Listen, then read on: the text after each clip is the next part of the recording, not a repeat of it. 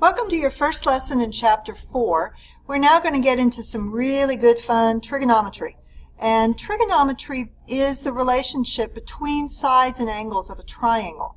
We are going to focus first on right triangles. And we're going to spend a lot of time with right triangles, and we'll expand and work with any triangle of any three different angles and sides, and we can find the missing side and missing angles, etc. First, we're going to focus on right triangles. Let's go back to what you have learned before with right triangles, in that, remember, the hypotenuse side is opposite the right angle, and we pick one of the other two angles to focus on. This is a symbol called theta that we use very often when we are talking about different angles. We'll use theta, beta, different angles. And if you'll notice, across from theta would be the opposite side. Next to the angle is the adjacent side. And we have three main trig functions that we use: the sine function, the cosine function, and the tangent function. And we can determine the sine value of this angle by taking the value of the opposite side divided by the hypotenuse. Cosine of theta would be the adjacent side divided by the hypotenuse. And tangent is opposite over adjacent. And the way we remember that, you noticed I have them highlighted in pink, and you may remember this from Algebra 2, but the sine is opposite over hypotenuse, cosine's adjacent over hypotenuse, tangent is opposite over adjacent. We remember something called SOHCAHTOA that helps us remember which side of the triangle goes with which function. Now, we also have reciprocal functions. So we have the sine function that is the opposite over the hypotenuse, but if we flip that and do the hypotenuse over the opposite, that is called cosecant of theta. If we flip hypotenuse over adjacent, that's called the secant of theta. And cotangent is the reciprocal for tangent. So if you'll notice, those flip. So very often you will be asked to find the six trig functions for a triangle, and these would be your six, and we can abbreviate them as well. Let's look at some of the reciprocal identities. I've written these out in your notes that you can cut out and put there. But if you'll notice right here, sine, the reciprocal for sine, is 1 over the cosecant. We saw that right here. The hypotenuse and the opposite sides flip. So sine is equal to 1 over cosecant, and cosecant is equal to 1 over sine. They are reciprocals of one another. Likewise, cosine and secant, tangent and cotangent. You also have what we refer to as the quotient identities. And that allows us to go from tangent to sine and cosine. Tangent is equal to the sine value over cosine value. And the reason that that would be able to happen is if you see they both have a hypotenuse side. And that's how that happens, because if I plug in here for opposite, I can get a likewise correlation here, and I can make tangent, instead of just the opposite over the adjacent, is also sine over cosine. And therefore, cotangent would just be the reciprocal of that. So these need to be memorized. I hope, they may already be memorized, but I hope they are so that you can use them. Also, I'd like you to remember your triangles from geometry, your 30, 60, 90, and your 45, 45, 90 triangles. This does come into play some during this unit. Not very often. We really try to stick to the trig and things that you can figure out with the trigonometry, but every now and then you still do need to remember this. So let's try to do an example. If I gave you tangent of theta was equal to 1/2, and I said, I'd like you to find the other 5 trig functions. Well, that was the only part of the problem that I gave you. Okay? Then you could draw a triangle, And you know that tangent is opposite over adjacent, 1 over 2. So that means if I draw a right triangle, and I can declare whichever one I want to be theta, and the opposite side would be 1, the adjacent side would be 2. Now I am missing the hypotenuse, and I will need the hypotenuse in order to calculate some of these other trig functions. So I'm going to do that real quick. Okay? That would be, and you just do Pythagorean theorem to calculate that. So I've got 1 squared plus 2 squared equals my hypotenuse squared. So I've got 1 plus 4, which would give me 5, is the hypotenuse squared. So the square root of 5 is equal to the hypotenuse. Okay, so I'm going to come back over here and I'm just going to write that in, square root of 5. Now let's go through and do some of the trig values. Ready? So here we already know tangent, it's 1/2. Easy, if tangent's 1/2, cotangent is the reciprocal of that, which makes that 2. Cosine is SOHCAHTOA, adjacent over hypotenuse. So I have 2 over the square root of 5, and then the secant would be the reciprocal of that, so I would have square root of 5 over 2. Sine is opposite, SOHCAHTOA, opposite over hypotenuse. So 1 over the square root of 5, and then cosecant would be the reciprocal of that, or just the square root of 5.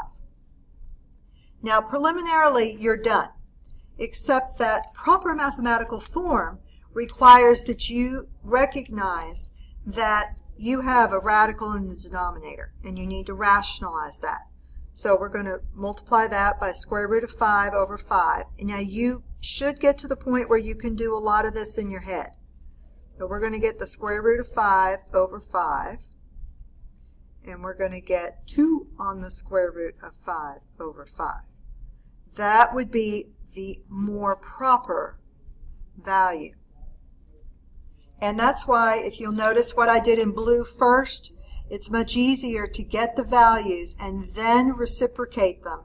Then go back and do the rationalization if you need to. Don't come back to this, and then if you take the reciprocal of this, you've got 5 over 2 on the square root of 5, and then you're rationalizing again. That just makes more work for yourself. So don't do that. All right, let's try another example. Another example with right triangles will be if instead of trying to find all 6 trig functions, maybe I just want one side, and I'm going to give you an angle and then the other side, one of the other 2, and I want you to find the missing side. To do this, the best way to find a missing side is to use ratios. And I've written a little clue here that usually, not always, but usually you will be in degree mode. And I need to talk about that for a minute. When you have your calculator, right here next to under quit is a button that says mode. So you click, hit mode, and it allows you to change lots of different things within the calculator. But you are going to come down right here, and right now it's in radian mode. That's the default. You're going to scoot over to degree. You want the degree to be flashing. You hit enter and you select degree mode. That will give your answer in degrees. All right, so now I'm going to go second quit, and I'm in degree mode for my function here. Now let's try to figure out what this wants. I want to find x. Well, let's look at what we have. We have the 90 degrees, so this is my hypotenuse. I'm given a 21 degree angle. I'm given the opposite side is 9. So I'm given the opposite side. I want x, which is the adjacent side. Which trig function uses opposite and adjacent? And that would be tangent. So you want to find the tangent of 21 degrees is going to be opposite over adjacent, 9 over x. Right? And then if you were to, this is just a normal ratio, then if you put that over 1, you cross multiply here, then you will have x tangent of 21 degrees equals 9. Remember, we want x, so we're going to divide both sides by tangent of 21 degrees. Just a value. And now we're going to put that in the calculator in degree mode. Right? So we have 9 divided by tangent, it's right here above one of the parentheses, tangent of 21 degrees. And I got 23.4458. Okay, I'm just going to say 23.4 units long for that side of that triangle. Right? Another part of the problem, another type of problem, would be if you're trying to find a missing angle. So it would give you the sides and I need the angle. In order to do this, we use ratios. We're still in degree mode. And then we may need to use what are called inverse trig functions. Not reciprocals, but inverse trig functions. And I want to point out some of those. So if you have, this would be the inverse trig function. Would be the inverse sine to the -1. Inverse cosine. Inverse tangent. Okay? The inverse sine is right here on the calculator above sine. It's there in blue. Here in cosine, it's right there above the cosine button. And so you would do the second and then the particular function that you want. Inverse trig functions are like when we had just normal f of x and the inverse of f of x. Okay, I don't want you to think of this when we write this -1 exponent, that does not mean the reciprocal. I know a lot of times if we have a value raised to the -1, then that is the same as 1 over. This is not that same notation. This is an inverse notation. The way this comes into play is if I want theta, I need a missing angle. Maybe you can figure out the sine of, or the cosine or tangent of an angle, and you can get the different sides, but you don't know the angle. Therefore, you need to invert it, get the inverse, and then you can figure out the theta. Let's try an example and see if this makes more sense. So for example number 3, I've given you this right triangle that has one side of 5, the hypotenuse is 12, and I want this theta right here. Okay, so we need to determine which trig function I'm going to use. Well, you have this theta, you have the adjacent, and you have the hypotenuse. So the trig function you want to use would be cosine, so katoa. So I can say the cosine of theta, of that angle, would be the adjacent 5 over 12, over the hypotenuse. See, and I want theta. Well, I can't, this is not multiplied. You don't divide by cosine. You need to invert this. I need inverse cosine. So the theta equals the inverse cosine of 5/12. So let's try that on the calculator. So we are going to take the inverse cosine. Remember, that's in blue. It's above the cosine. So we go second cosine of 5 divided by 12. And remember, I'm still in degree mode. And that tells me that that angle is a 65.4 degree angle. Okay? And when we come back in part 2, we will talk about angles of elevation and angles of depression. Thank you.